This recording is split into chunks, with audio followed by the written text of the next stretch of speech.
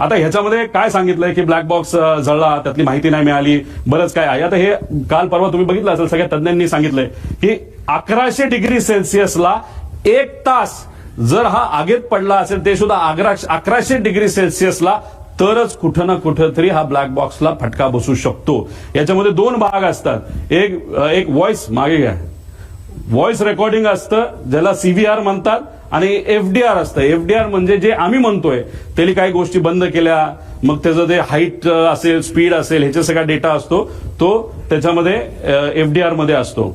आता प्रेशर, जर 6000 मीटर खोलीपर्यंत जे प्रेशर असतं पाण्याचं, त्या प्रेशरला हा ब्लॅक बॉक्स टिकू शकतो, 1 महिना टिकू शकतो. हे प्रेशर अतिरिक्त सांगितलंय 6000.